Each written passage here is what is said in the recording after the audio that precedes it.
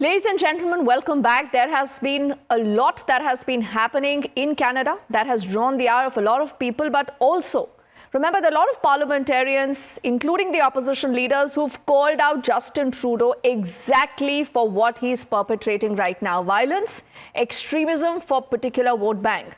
The Canadian MP Kevin Vuong is joining us live. Kevin, thank you for your time. You're Member of Parliament for the Spadina Fort York.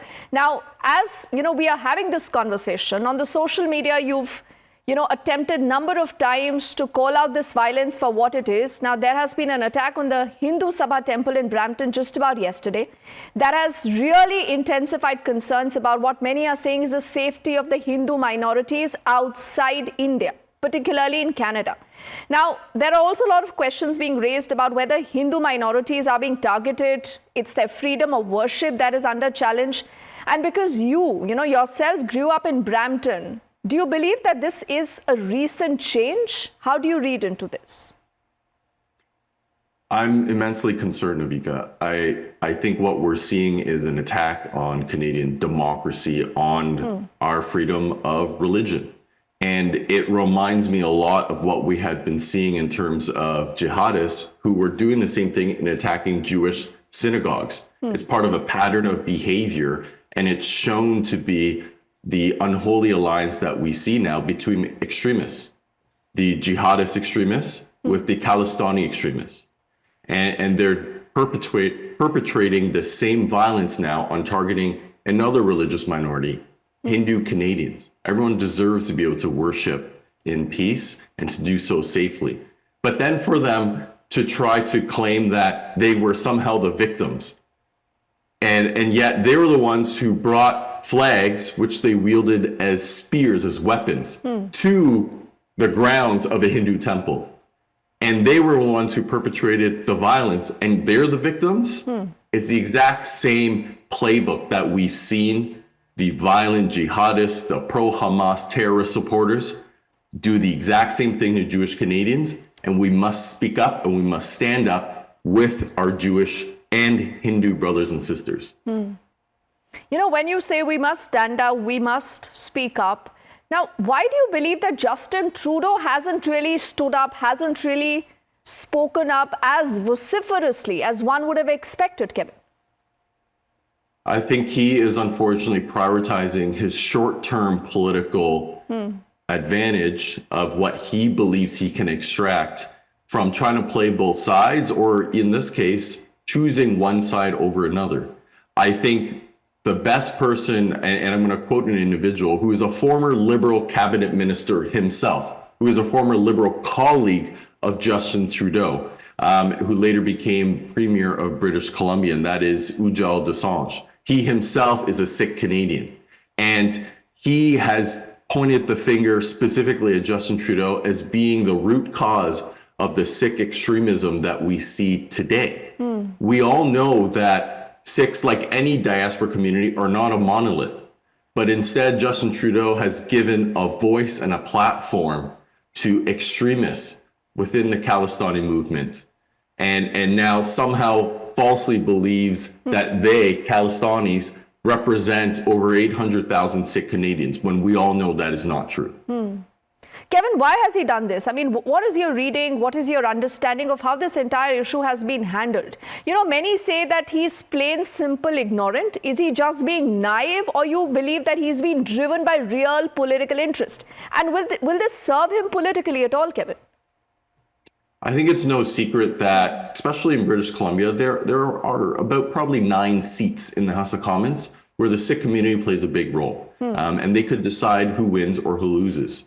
These seats are primarily contested, at least in previous elections, between the Liberal Party and the New Democrat Party, the Socialist Party here in Canada, who is led by Jagmeet Singh, who himself has been very critical, I think unfairly so, of India, willing to run with any wild allegations out there if it gave him any chance to be able to slam India, who has been a long-time traditional ally of Canada. At a time where we have rising authoritarianism in the world, we need to stand together as democracies. But both Justin Trudeau and Jagmeet Singh are willing to throw all of that out because they are All they care about is winning seats and winning power, and they're selling out our country for it. You're saying they're selling your country for this. That's a pretty hard statement, Kevin, to make.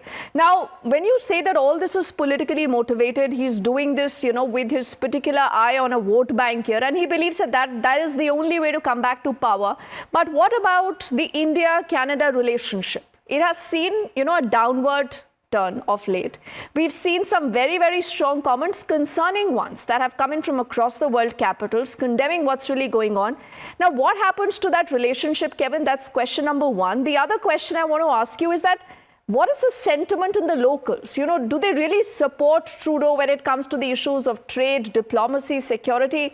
Is he not hampering the country? Is he not putting his own interest first, the country later?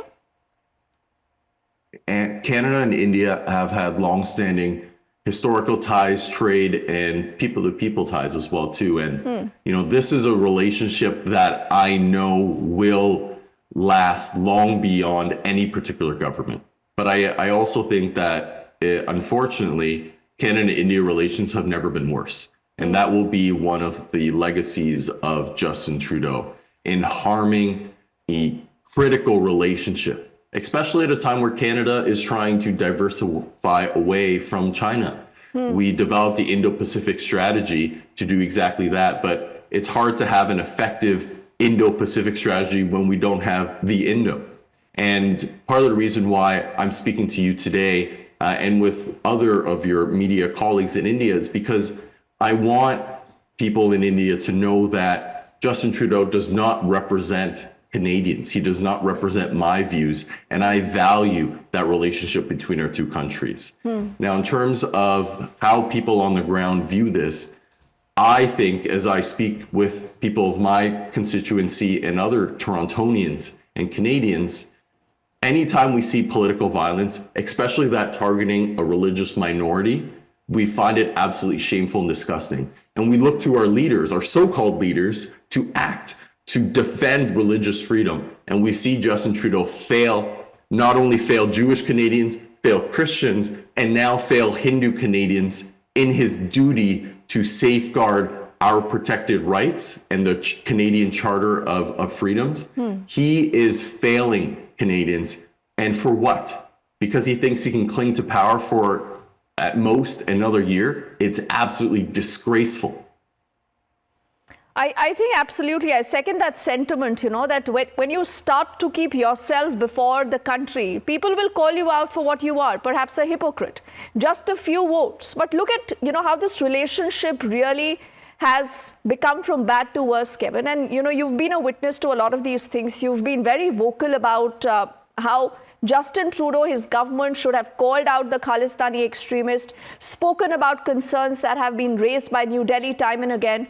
Why do you think he hasn't done this? Has he turned a blind eye completely? Has he fostered this Khalistani sentiment in Canada?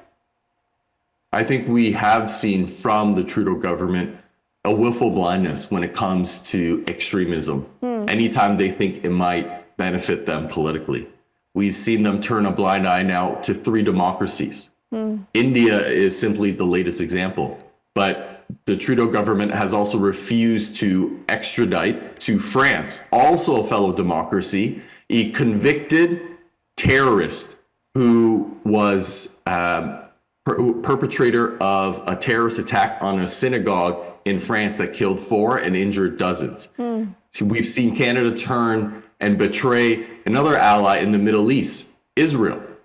Again, for what? Because Justin Trudeau believes that he can harness or exploit the pro-terror mobs that had been on our streets in Toronto and our streets across Canadian cities. What we're seeing is a pattern of behavior to allow political violence. And unfortunately, now Hindu Canadians are the latest victim of Justin Trudeau's cowardice, or perhaps his selfishness in willing to sell out the country and all of the things that we had for so long stood for, because it might help him cling to power for maybe another year. It's disgraceful.